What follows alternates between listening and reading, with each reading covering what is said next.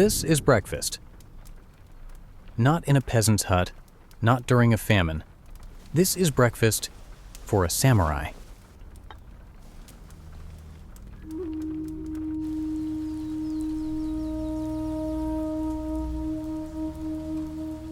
Edo, 1750.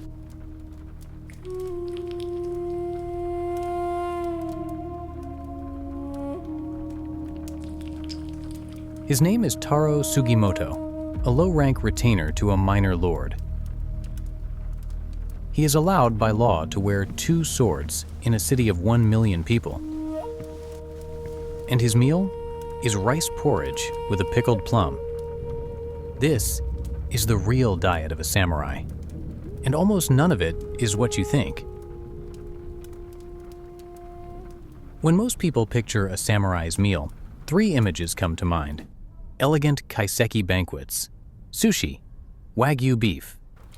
None of these were part of his daily life. Kaiseki, the refined multi-course meal, was being developed in tea houses, but a man of Taro's rank might encounter it once or twice in a lifetime on ceremonial occasions in his lord's household.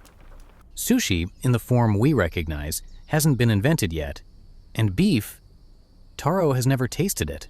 For most of the Edo period, eating 4-legged animals was, by Buddhist convention and shogunal decree, taboo.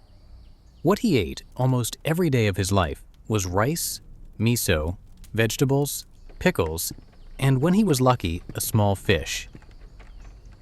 That was the menu for a lifetime. To understand a samurai's diet, you have to understand how he was paid.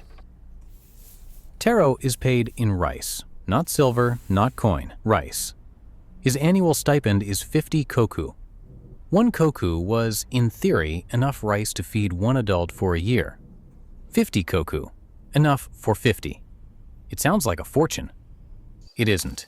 By the time the daimyo takes his cut, by the time the household servants are paid, the family obligations met, the rice merchants have exchanged a portion for cash to buy everything else a household needs, what remains is modest. Enough, never abundant. And here is the strange part. The white rice the world associates with Japanese cuisine, gleaming, refined, was not what Taro ate at home. White rice was a luxury. Polishing meant labor, and it meant waste, about 1/10 of the grain stripped away. A low-rank samurai ate brown rice, genmai, whole grain, bran intact. It was nutritious, it was filling, and by the standards of his class, it was slightly humiliating. In the great cities, wealthy merchants who legally ranked below the samurai class were eating polished white rice. This is the world Taro moves through. The first meal you have already seen, kayu, rice cooked thin with extra water, sometimes stretched with millet or barley. The plum is essential. Umeboshi, fermented in salt and red shiso for months, sometimes years. It is not a garnish. A samurai on the march carried umeboshi in his armor. A drop of its juice in stagnant water made the water drinkable. Its acidity prevented the food poisoning that took down armies. It is medicine, fuel, and tradition, compressed into a single sour bite. By midday, Taro is home. His wife has prepared the main meal of the day: brown rice, miso soup, pickles, 1 small fish. This is ichiju sansai, 1 soup, 3 sides, the structure that has organized the Japanese meal for almost 1,000 years. For Taro, on a regular weekday, it is closer to 1 soup, 2 sides.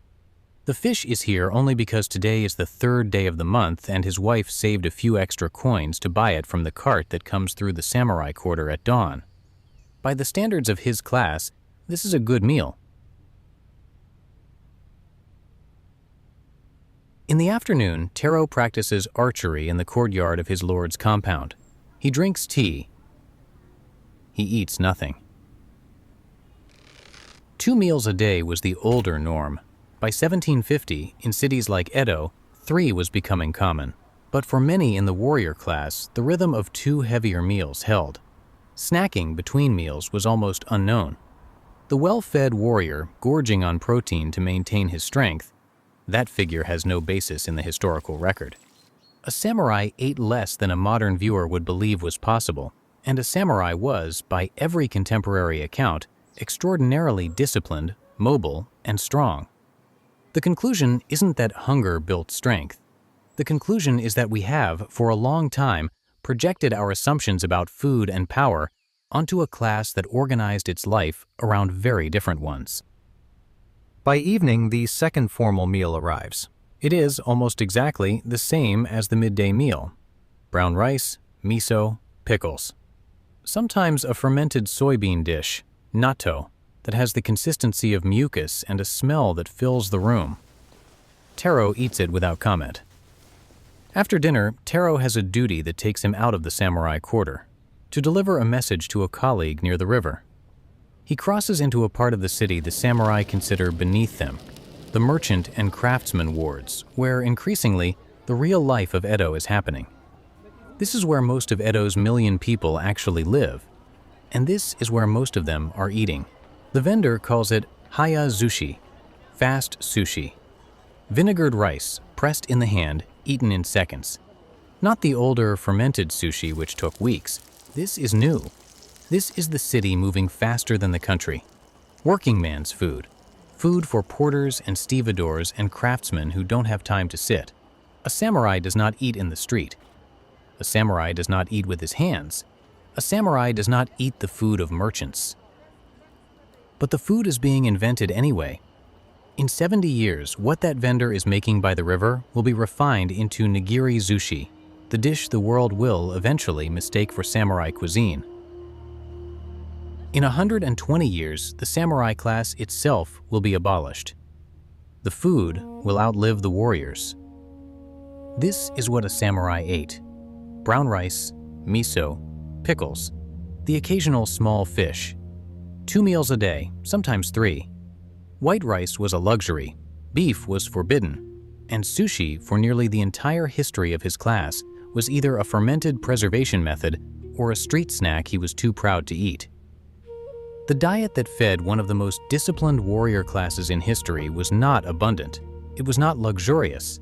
It was salt and rice and pickled things, eaten in small portions twice a day.